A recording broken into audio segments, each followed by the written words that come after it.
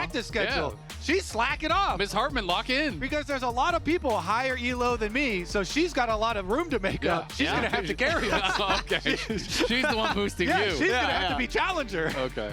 Well, hey, we actually pitched a segment where it was moms playing against each other, so maybe we'll get that at some point for like a Mother's Day segment. You know? If we get enough people tweeting about it, then it'll happen. But we are into draft right now for game number 3 between Team Liquid and LYON. Usual suspects on the ban list, so it's Aurora locked in first for Morgan.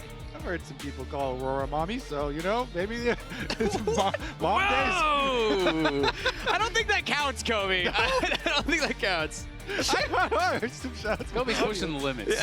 Okay. Well, Ashe Seraphine, very likely. We'll see if that's going to get locked in with the Ashe, or if they're just going to go for a more standard Ashe lane. It is always nice, too, when you get later in some of these drafts and you're a bit lower on engage, because Ashe can help to supplement that. Let me see that Seraphine. Ashe Seraphine. Yep. This lane is so oppressive. And the how many mommies can we get? We got Ashe, we got Seraphine coming. Now this is on you guys, okay? I just heard someone say that. You're echoing the people, the voice of the people here on the broadcast. But the lane itself is so crazy, and then your team fight, yeah, thank you. The team fight is so insane. You get engage from both of them, and you get coverage all the way around. Heals, shields, plenty of CC. It's just, I feel like that duo needs a little bit of attention from the balance team. Yeah, it is insanely strong. I mean, the passive slows, ramping up how the E stun works. If you don't know how Seraphine's E works, if it is just the first hit of the E and no one is slowed, it is just that slow. If it's 2 with the empowered, you can root. And if someone is slowed when you hit that empowered, then it stuns, right? Yeah. So it kind of just ramps up like that. So that is why it is such a powerful combo. But it is very vulnerable to Jarvan, because both of these are people without any dash, without really much speed ups at all. So there is a lot of potential engage here between the Aurora and the Jarvan, looking to punish this low mobility bot lane. And already Team Liquid, they've got a dive comp here through and through. Aurora, Jarvan, and then Jhin long range over the top damage. So they want to make it very aggressive here. They're gonna have some very quick engages. Look for some flank angles. Meanwhile, LYON try and shore up their 5-on-5 battle. Guess what? We've got Ashe Seraphine as a core to build around. It makes melee carries feel invincible. You can bounce the Seraphine ultimate off Xin Zhao's head. Plus, he's got his own ult, so he can dive in there to the perfect position first. They are really building a crazy ball comp here. So Team Liquid, you know, they've got some options as far as their burst damage, their sideline plays, their dives, but I personally prefer comps that start with the way that LYON's comp is starting. So Blitz going to get banned out. I was kind of curious where they're going to go. Obviously, they banned out Karma early, worried about the Karma Ezreal. Jhin comes through, so now they're looking for some of these dangerous engage pairings. Blitz can be really powerful against the Seraphine, pop the shields, pull in these squishy carries, look to start those fights off. And so now are we going to be getting, you know, solo lane bans? Like, are we going to be looking at mid or top for the Aurora is kind of the question, because I do think it's flexible, you know, based on the matchup. And so I'm curious, like, what matchups they're most worried about. And it looks like they just want to take away tanks. I mean, this is kind of the similar strategy they did last time with the Orin ban early, just trying to limit Dhokla's ability to play that weak side effectively. And they're running a Jhin and an Aurora already, so they are not killing a Scion, and especially if that Scion's got Seraphine behind it. So they are getting that out really quick. Meanwhile, the Seraphine Ashe, you're basically just worried about kills in lane before, you know, the surprise like Blitzcrank or Nautilus, which both are banned already. So good, easy protection for them there. A lot of good ults to steal as well with the Ashe Arrow as well as the Encore, so that does make sense as a ban. Now I'm curious if they're going to be banning out the Ornn and just kind of double ban tanks. Obviously they were worried about the Ornn as a specific matchup into the Rumble, but are they worried about just low consistent damage that you're talking about in general, Kobe? Because tanks can really be problematic for the champions that they've drafted so far, but not going to be worried about it. And the question becomes, you know, does Morgan even want to go towards a tank? You know, like, or rather, excuse me, does Dhokla want to go towards one of those tanks, or would he be too worried about the potential matchups for Ornn?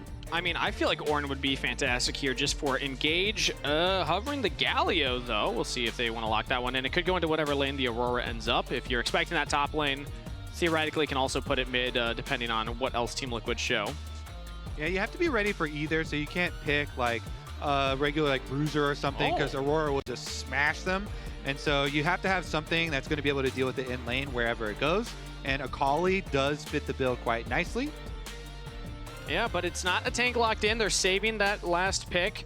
They have, you know, again, the Xin Zhao kind of pseudo-tank when his ult's up, plus the Seraphine shielding him behind, but they still are lacking that, like, primary go button outside of a couple of, you know, Ashe Seraphine ults. But this would be exciting to see QUID locking in the Yone. This is a guy who has been known as a melee specialist, but it just really hasn't been meta so far this year to play a lot of the melee champs. Not going to get locked in, though. It is going to be the Gnar instead, which is going to be that blind up for the top side. So Aurora is going to be going mid, and now we're going to have to find out what pairing they want for core. They do have pretty good engage already with the Jarvan, so I think they have options. You know, you could go in Enchanter if he feels like that is the best matchup. And then we are just waiting for what is Dhokla's counter going to be to this Gnar. I actually really like that. I think that makes a ton of sense if you do go Bard.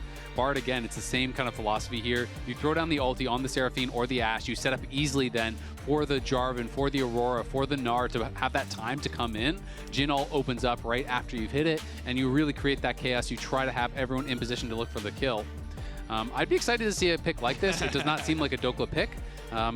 Yorick is an old school Dhokla pick that every time I talk to him, I'm always joking about it, because when he was on Optic, he used to play Yorick. Yeah, and I always am like, so when's the Yorick coming back, buddy? And he's always like, okay. So let him cook, though, because they let him do Varus top. They did. Range bull. And they lock it in. Counter pick to Gnar. This is huge counter pick.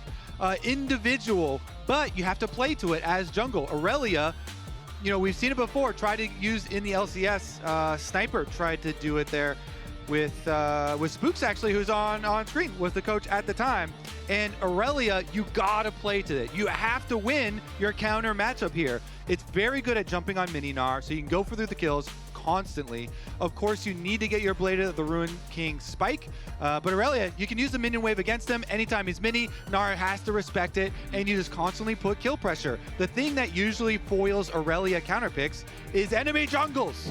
Yep, because the only way you're putting on any pressure is by going in. And if you don't go in, if you don't put on pressure, Gnar just whittles you down and you just lose the matchup 1v1. So it is one of these matchups, like you're saying, that requires jungle attention from both sides, because Jarvan has to be there to potentially punish the Irelia. Inspired has to be there in case the Jarvan is there. Otherwise, things can go sideways pretty quick. But that is an exciting pick here. I love that they are putting the confidence in Dhokla to bring out picks like this, to bring out the Varus, to bring out the Irelia. It is something he has played 9 times in his career, so he has some experience on it, but definitely not one of the picks I associate most with Dhokla. Big Dokes fans are eating good today. He's making this series very interesting with these counter picks in the top lane. Will it get LYON their second win here as the series still tied up 1-1, or can Team Liquid continue some momentum here with the more standard draft? Game 3, we're on to the Rift. And especially if you can leverage a lead early on this Irelia, then usually it's pretty difficult to team fight with this champ, let's be honest, as a melee carry. But if you have a Seraphine on your team, it makes melee carries way easier to navigate because of all the CC, but also the safety of the shield and the big heal. So honestly, I like the cooking here. I like that they're really indexing into this bottom lane battlefield over this side brush about to begin, but they have the vision. And look at this. This feels like a throwback. The 4-pot's boots, because there is so much poke on this other side. You know you are going to get smacked by this harassment. It's pretty much unavoidable. Volleys can't really be dodged. The Seraphine passive autos, that long range, really cannot be dodged. And even just the Seraphine Qs, the high notes, are so hard to actually avoid because it's such a massive circle. So Yeon is just accepting, you know what, I'm going to get hit. He's going fleet, boots, 4-pot. Like, that is the most sustained, the most defensive you really can set up for in a lane like this. So he knows his job is just to survive. Yeah, just don't give them those opportunities. And so far, I mean, he hasn't taken any too much damage. He actually has used 1 potion out of the 4. Yeah, survive and continue to get your CS, and he's doing that quite admirably. QUID with the early push, and they did have the ward over on Raptors. Both junglers are starting bottom side because of this Irelia matchup. Again, when that thing is locked in, you know every jungler's alarm is going off. All right, this is a volatile matchup of all volatile matchups because whoever wins up there is going to have a huge, huge impact on the rest of the game. And Dhokla is going to get the early crash here for the recall. This is nice because you have plenty of time to get your first super early, easy recall off while Gnar is dealing with it. And then you can just walk right back to lane with the super home guards that have been added this season. Feels very good for the Irelia. Get your little advantage. And he goes for the boots first with a control ward. So it's not just both junglers are pathing up here. It's like, I need to have vision, extra vision tools as well on top of it. Yeah, so the winner of this series will be guaranteed going to Brazil. You do not know if it is for First Stand or for America's Cup, but either way you will be going there, as Yeon going to get rooted up there by the beat drop and ends up having to cleanse. I kind of like this too. You know, you're like, oh, we got this crazy volatile top lane matchup. So our Ashe Seraphine on the bottom side gets to try and like work their way through the potions. Everywhere. Yeah. Exactly. Junglers cannot be everywhere, and so they make you choose. Best always to have multiple points of pressure, and Inspired's going to wrap back to the bottom side. They gave up the top side crab because of the reset timer there for Dhokla, and Gnar was pushing back out, so he will trade bottom side crab instead. Yeah, nice wave here for Dhokla as well. He can just safely farm while Josedeodo was on the top half of the map, and like you said, Inspired just gets that bottom scuttle. So junglers even start here to the game. Just a slight tempo lead for Josedeodo, getting back onto the Rift just a couple seconds faster. And this is the dangerous spot of the matchup. Okay, big that stun misses, because now you've got a little window where Morgan can actually walk up. But when you are mini Gnar, the wave in front of Aurelia's turret, and it's actually walking there too, because then Dhokla can threaten, you know, jumping on the wave with Q as a minion dies, and then jumping over to the mini Gnar as well. So Morgan, I think, playing it quite nicely there, and you know, avoiding the stun, very big. Now the wave will push back towards a safer area. And we see QUID going for a reset, now teleporting back into lane, picks up the Dark Seal. So some early game stats. Obviously, this bot lane matchup going to be really important. You know, Yeon just trying to survive it, but historically, these guys have actually matched up quite a lot. This is all of their kind of accolades from when they were both in the league at the same time. So it was an 8-4 head-to-head, but they both won titles 2 times while they were in the league. They both, you know, got up to first team All-Pro. Berserker the only one to actually win that MVP, and then Yeon edged him out with 1 additional international appearance. So pretty evenly matched overall as far as their success and their accolades. Though Yeon has had the edge in the head-to-head while they were both in the LCS. Yeah, 2 incredibly hype AD carries here, and this time around, Hawkshot also helps out so much here, being able to scout fully this next clear from Jose, and just knowing, again, it's going to be the opposite side this time around. And I think that's actually a really great call out, because, you know, we talked about it from the point of view of pairing this really aggressive bot lane with a really aggressive top lane, but it's a really aggressive bot lane that's great at scouting out the enemy jungler. That makes Aurelia's job even earlier, because you're drawing pressure to you through that way, and you're tracking the enemy jungle. So we'll see. Jose going to be up here. He knows anytime the wave gets close to the enemy tower, that is when the potential all-ins could come through. So Jose is just going to sit behind Morgan and make sure he's safe. Exactly. You have to do these cover plays, and you know, he's got all his camps down, so it's fine for him to do at the moment. Level 6 here, acquired by Dhokla as this wave is pushing into him. And we'll see. Again, your Blade of the Ruin King spike is really where Irelia goes crazy, but even with ultimate, you can make some threatening movements. And you can see how defensively he's building. Went for the early Bramble.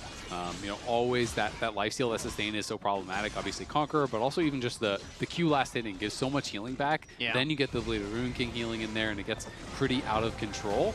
But his job is really just to survive. You know, the game doesn't necessarily have to be about him. Irelia is very difficult to teamfight on. Obviously, that is supplemented somewhat by the Seraphine. But if Morgan is going even, he is feeling really happy about how this matchup is turning out. And it's also assisting this bot side to get slightly ahead for Lion side. Because of all the time that the junglers have put top side, it's opened up the Ashe Seraphine to get a 12 CS lead now over their lane opponent. Yes, Yeon's going to pick up about a wave here as he gets back into lane, but still, with the Cole stacking, Berserker is finding a small gold lead for himself. All right, Dhokla going to push this wave quicker on top side, and Dragon is available. Hawkshot, as you say, gives him the information, constantly tracking here, so they will remain safe here as well. Josedeodo's job is pretty tough in this game. You have to cover top.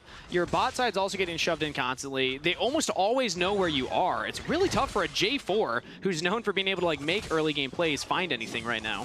I completely agree with that. That being said, though, Cross world between Vale and Big Cataclysm. First blood to QUID with an outplay and a jungle assist. Yeah, that looked weird. I kind of want to watch that back. Like, did Saint flash into the flag and drag? That's what it looked like to me. I think he kind of maybe misclicked or misunderstood what was happening there. But Jose, the flag and drag looked like it was going wide, and I think he just flashed straight into it. And he knew he was from bot side, so it's like even if you have that information, you should be playing to the other side of the lane. So let's watch this one more time. Flag and drag going to be coming through. Looks like it is wide. Yeah, he just flashed back in to try to get the passive auto, I think. And unfortunately for him, QUID just hops out to safety, and definitely a pretty big misplay there from Saint. Knew where the jungler was, mechanically misplayed as well, so kind of pretty big mistakes on all accounts. 1-2 punch. Yeah, he wanted the burst damage, he wanted to finish it, but yeah, the bot lane's also not happy with that because they're just like, yo, just scouted this, and he's like, yeah, but I saw the kill. I had the outplay, guys. You saw Jarvan, but I saw Aurora. Yeah, I saw half a health bar, and I'm Akali.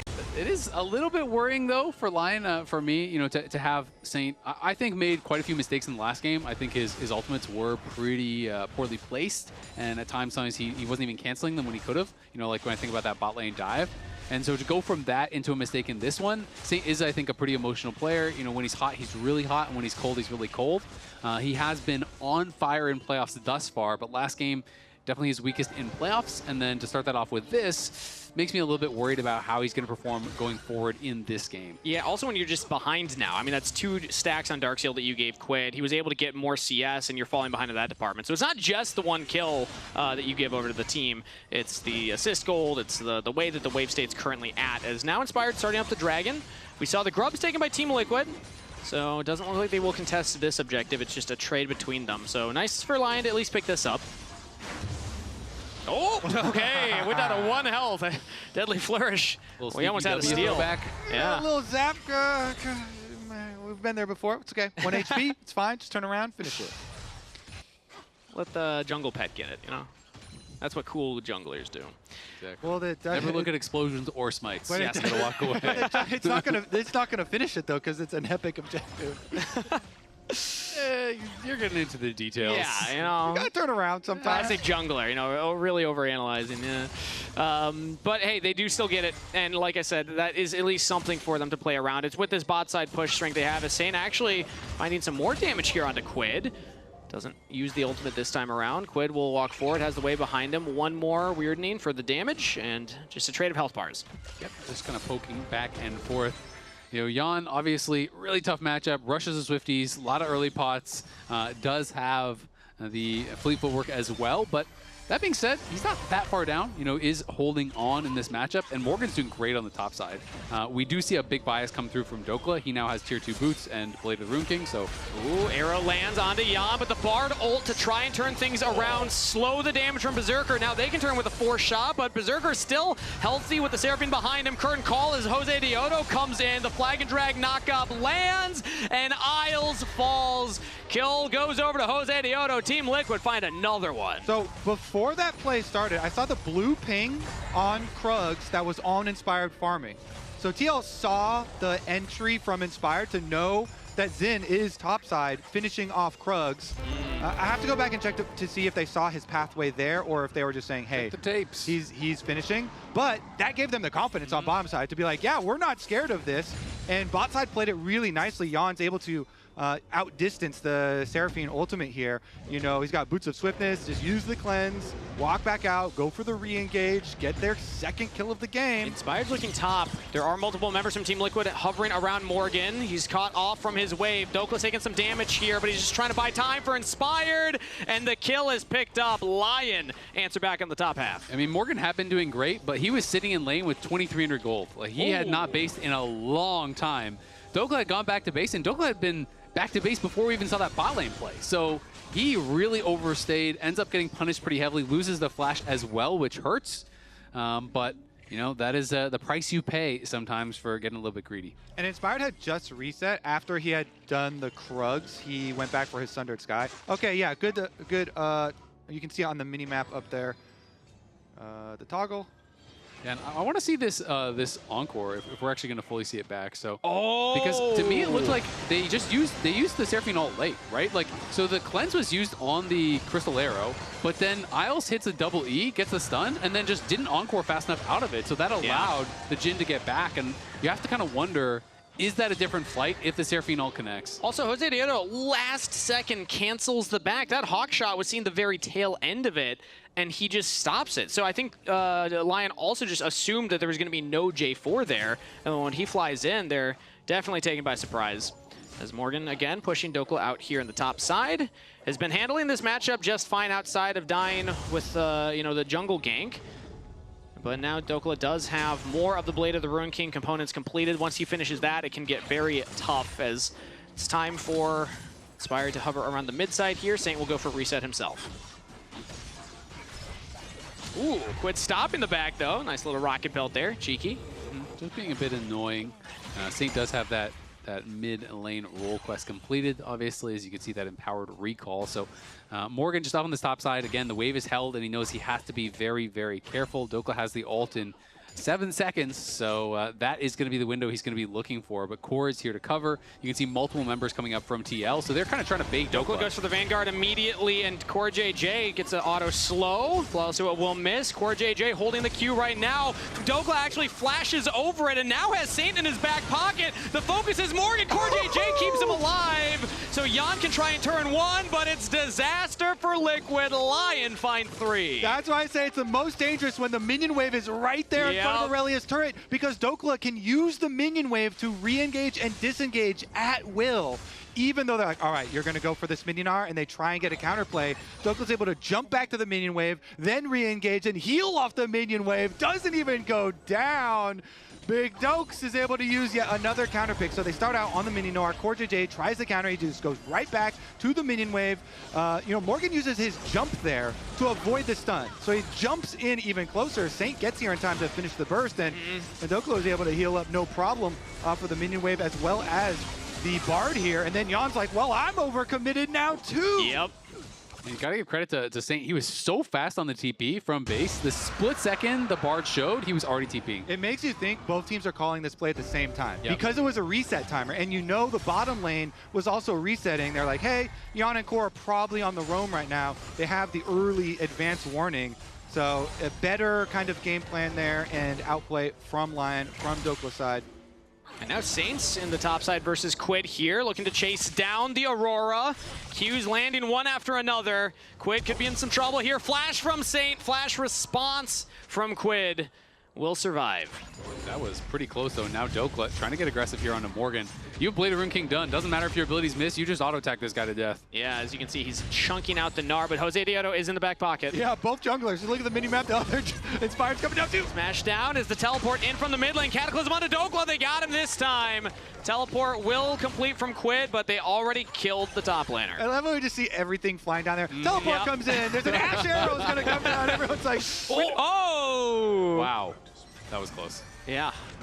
Well, the action was bot side, so they needed to get out of their top lane. Yeah. Meanwhile, they leave mid open with the lane assignments. Because you commit so many people, including a teleport, down to the war zone that is Irelia versus Gnar, the mid lane just gets left open, and Berserker is able to cash in on the other side as well. So it's a very, very marginal gold lead for LYON, but really, the extra 2 dragons here does go a long way, because if they force you to walk to this team with Ashe and Seraphine, it can be very dangerous. They really can. I mean, top lane they're the main characters of this game. Oh yeah. There's some side arcs. There's some other characters that are in this story too. They're doing some things, but everyone is just being drawn to this battle. When someone picks an Irelia, they're like, all right, game is about us now. Yep. Now is our time to shine. You're opting your team into ganking for your lane, whether you like it or not. Because everyone knows what they're going to do if you don't. Oh, yeah. I'm going for that all-in. I'm going to run it down otherwise. You better be here. As the Herald is started up here by Team Liquid. Does not seem like LYON are in a position to contest, but actually they do jump in, as now it's Saint in a 1v3 topside here. Goes into the smoke screen.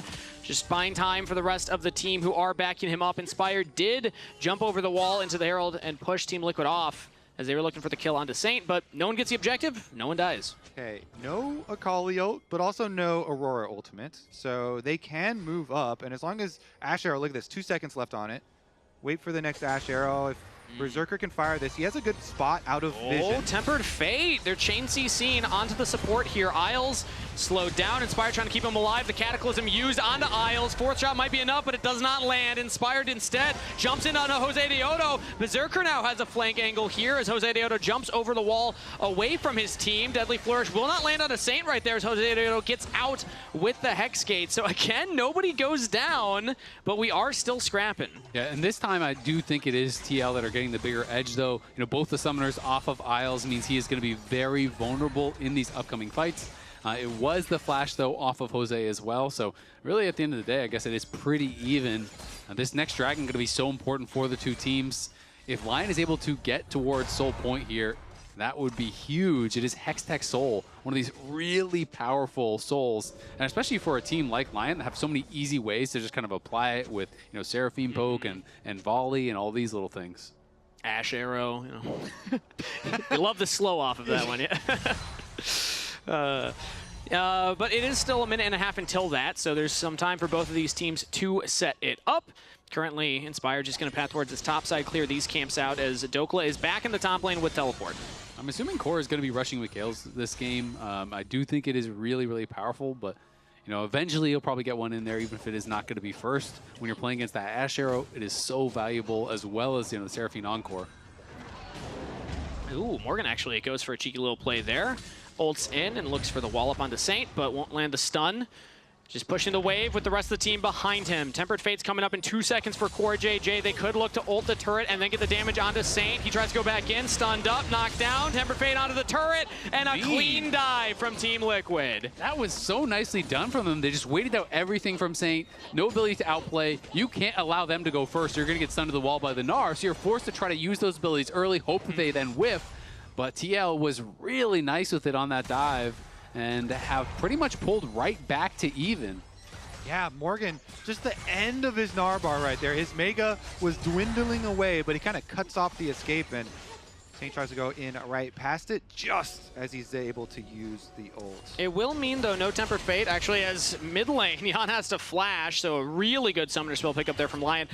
Dragon spawning right now, so no Tempered Fate, no Cataclysm contest from Team Liquid. It seems like LYON should just be able to pick this up, and also no jungler. Josedeodo instead is just going to look at the Herald. I'm honestly really surprised that they decided not to contest at all. It just feels like you are now one mistake away from losing the game, basically, right? You know, if you do have a pick happen, if you get its Smite stolen or anything like that, Hextech Soul is one of those really powerful souls that generally can secure a victory. So pretty risky stuff here for TL, but they're instead trying to play the other side of the map, try to play for a little bit of gold, waiting for some item completions, perhaps, for this next fight. Yeah, I think Jhin is just a little weak. Was going to be a little weak there for them with, you know, Ashe on 2 items. So they're like, well, better to not die also.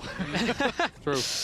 True. And they also do get a lot of gold on the top half of the map. On to QUID in particular, who is the biggest individual gold lead on the Rift. That's basically all of Team Liquid's lead is just QUID. He gets that top turret from the hover. They get the Herald. So it's not that Team Liquid didn't answer anything. It just is that LYON now are on Dragon Soul Point. Yeah, and it's just that really a couple hundred gold at this point in the game is pretty much nothing, sure, right? Like, you know, they did what they could from that spot, but it does make me feel like it's a little bit more reminiscent of Game 1, where I think TL were a bit hesitant to use their tools. Morgan again with the wall up onto Dhokla for the stun. Gnars him into the wall, and another Cataclysm from Josedeodo. Everybody getting the kill credit there. Team Liquid find another pick in the side lane. Team Liquid send 4 people to the war zone this time, which means, yeah, LYON can have Akali split push on top side and get that rest of that tower gold, but they're just going to move in with multiple people and the Rift Herald. So they're getting 2 lanes here. Wow. Even though you fully commit to a bot side play, it's not like you're giving up anything really. Yeah, I mean, maybe LYON can try and defend this mid side. They're losing their tier 2 bot. They're getting that outer turret top side. So Saint will eventually clear that one, but still positive gold play for Team Liquid. I mean, Morgan still basically kills this bottom tower. He gets the whole thing. Secondary tower here, so huge stuff from Team Liquid. Really smart play. They go to the top laners fighting really early on. Morgan knows he can do the chase down. This is the vulnerability of Irelia because you don't have ways to go out, you have ways to go in. So if everybody is not there with you, you are going down. It was exciting when it was locked in because we know what it can pull off if it gets ahead, but now it's behind. 1.5k gold lead for Morgan. This Irelia is not working. Yeah, I mean, side lanes is always where it shows later because people can do exact plays like that, trying to attack you. And nice little job there from TL. I mean, they still, to LYON's credit, they have a team fight set up for themselves in 2.5 minutes. Team Liquid will have to contest. There's no way that they can just give Dragon Soul. It's such a powerful objective. So if LYON can set that up well enough, they're still in a good spot. But now they have a more major gold deficit. Yeah, I mean, you are down 3k, but if you get the soul, it is worth way more than that 3,000 gold. And they do have really high consistent damage. For TL, it's kind of all about the first punch, right? You know, when you're looking at Jhin, Aurora, Jarvan, Gnar, all these champions, they go in, you burst someone down or you don't, right? And if you don't get that initial pick, I do worry for their sustained damage in the fight because champions like Jhin, Aurora, and the Ashe are going to be pumping throughout. And if the counter engages there with a really good encore, you know, the shielding coming through, and the Crescent Guard coming out, I think that could be tough for TL. I'm going to make a prediction, and my prediction is that Morgan carries this game. I just I just see this guy on Gnar. He is in a very good position. Yeah. I feel like this guy's on my screen, and I've seen him play League of Legends. I've seen him play Gnar as well. I think this guy is going to carry the game. It would be really interesting if LYON, you know, if they end up getting the soul. If they do not get the soul on this next Dragon Timer, I do think Morgan is going to carry this game. I feel like he's got side lane pressure. Unless he gets it with an Ashe arrow or something, it's going to look pretty good for him, both in the team fights and in the side lane. That means pressure's on in a minute's time. We are approaching the Dragon setup right now. Team Liquid have the push in mid and bot. They're able to get their wards down to watch LYON's approach. So it feels like unless LYON can get in there right now, they're going to have to walk into a relatively unlit jungle as they approach if they want to contest this Dragon Soul fight. Yeah, I mean, it's completely true, right? You know, when you're looking at the mini-map, you know, they have some wards, but they're pretty shallow. Yeah. And you can see, like, Dhokla down the side lane, he's going to have to play so safe. There's no towers there. There's no one behind him. I think in the 1v1, you know, he's been doing well. He's piloting the character well, but TL have done such a better job of actually coordinating to punish him, to look for these proactive plays. They haven't been confident to go for the team fights yet, though, so that really is the question. Have they done enough to put this Irelia down to build their gold lead that they can win out in the 5v5? Because they didn't have confidence to go to that third dragon. Yeah, the power of Ashe Seraphine, let's see it in the team fight. And consistently, they're not getting the push in these waves. Now they are in the mid lane as Saint jumps in onto QUID. Inspired follows up as well. Some chunk damage as they interrupt the flag and drag from Josedeodo. The Blade Dance not going to go down for the follow-up stun. And Deadly Flourish will land, plus a Tempered Fate. It's only onto Dhokla. It's only the Irelia who flashes away from the follow-up CC. So LYON do get their top laner out of there. It's still a bit of a push and pull here. Yeah, they're just trying to wait out Morgan's Gnar bar. They want that to expire. He has flash. It's about to end, and then LYON can look for the fight. Big play now for the fight with no ultimate on the Gnar, no Mega Gnar available for Team Liquid. They're going to have to find a different way to get in here. They still have Cataclysm.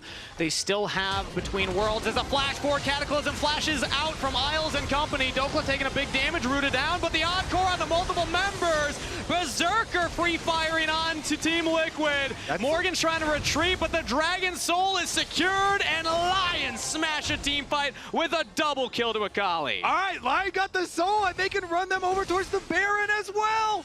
Yeah, LYON crushed that fight. I mean, TL just could not coordinate to burst down one of these carries, and that is the problem. It's all upfront damage. If you are not successful with that engage, you got nothing. Oh, they even stopped CoreJJ's back, and the Baron is on the table here, so Team Liquid going to have to watch as that goes down, get some waves for themselves, but so much gold in the pocket of LYON, plus 2 back-to-back objectives. So nicely done from LYON. They kite back TL off of Morgan's teleport. And Morgan's not able to stun Dhokla out of the teleport, so the flash away is good. They kite into the Dragon Pit, secure everything, and LYON in a commanding position now. Let's just listen in on the comms. Let's wait, Mega. I will try to flash on Aurora, okay? Okay. I will try to make it a bit lower. Just tell me when, okay? Alright, now Mega Gnar. On my next Q, keep waiting, keep waiting. Keep waiting.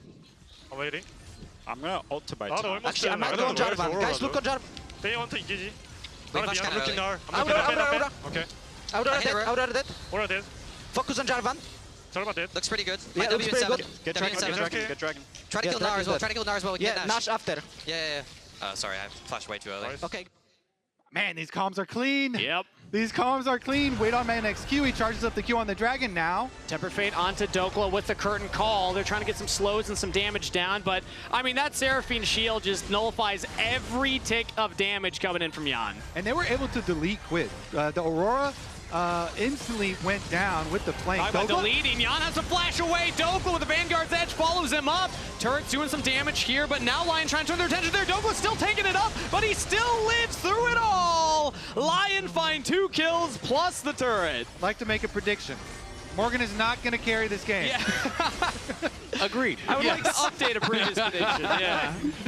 I like your second prediction more than your first. Although, to your credit, you did say if the Dragon Soul is denied, he's going to carry the game. It was not denied. Yeah. LYON were able to pick that up. If LYON kill the Nexus, I think they'll win the game. A bold prediction. What will he predict next? Yeah. They're looking really good, and I'm predicting this series is going to be going to match point here for LYON. They have the Baron-empowered minion, 2 cannons behind them, and Team Liquid ain't got nothing but a dream to stop this push. LYON showing up here, going 2-1 up in the series. Man, these are really fun games to Yeah. watch. You know, the game plans from both sides, the attempts at executing here, the team fights, loving the listening on the comms as well. And 2 games now where Dhokla unique champ pools. Can we get any more, analysts? Huh? What do you think? For it. I want it. He's a veteran. We need it, because after a game like that, why not have that